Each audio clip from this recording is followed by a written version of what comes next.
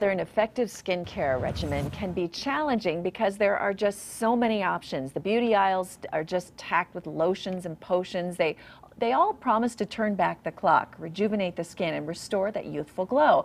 But what do you really need to know about your skincare products? Dermatologist Dr. Joel Cohen from About Skin Dermatology is here to talk more about it this morning. Good to see you. Nice to see you. So there are so many things that we see when you go down the beauty aisle that you don't always know what's important. It can be very overwhelming. I think the important thing for folks to realize is that anecdotes don't add up to really data. The skincare industry is an industry that is $7 billion in US sales a year, and there's a lot of different products out there. There's a lot of different product lines, and no one product or one product line is right for everybody. People really need to individualize their skincare. Well, let's break it down a bit then and tell us what is important.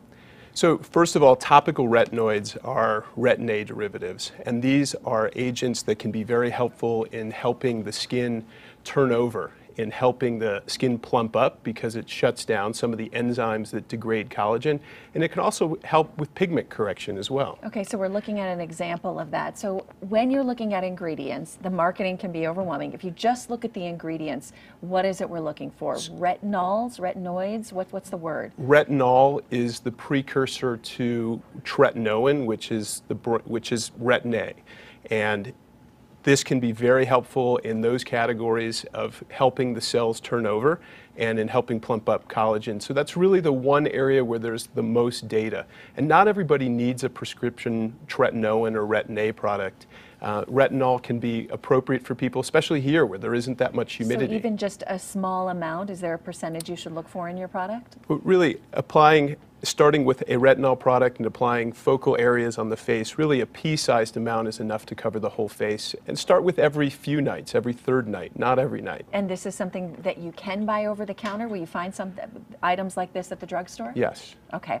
Let's talk next about moisturizers. So moisturizers are really key for people, especially in the winter when there's a lot of forced air and the lack of humidity here in Colorado, and the fact that people may be using retin A derivatives that really seem to dry out the skin a little bit, especially when you get started. So moisturizers can be very helpful. The key ingredient with moisturizers is usually ceramides right now. There's a lot of things that function as moisturizers and barriers, but ceramides is one of the key elements in the top layer of our skin called the stratum corneum, which it's funny, it's 1/10 the thickness of a piece of paper, but it's really supposed to keep chemicals out and really keep our skin hydrated and the moisture in, but it needs help sometimes in the winter. Okay, so again, the ingredient that we might look for is? Ceramides. Ceramides. Over the counter as well, or yes. do you need to get that prescription Over strength? the counter. Ceramides. Okay, next I want to talk about antioxidants because I tend to see this often in different products, but I don't know what's most important. So there's a lot of things that can damage our skin from the outside. So sunlight,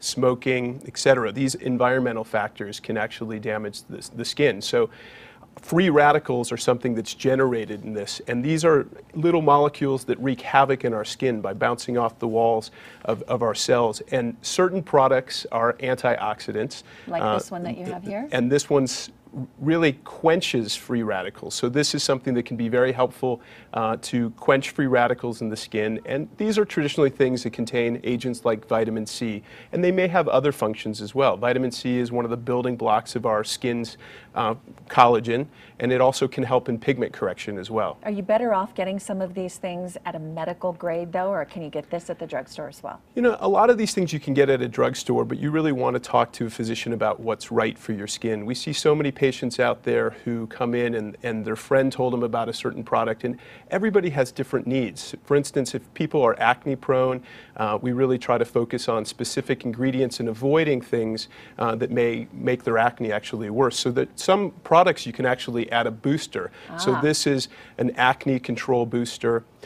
So some people are really interested in correcting pigmentation, and there are some products that are available over the counter that help with pigment. One of them is hydroquinone, but we can add brightening boosters that have different pigment correction extracts that can be very helpful as well. Well, I know you have more you want to talk about, so come back again. Tell us more about good skincare. We appreciate it. It's always good to get tips from you.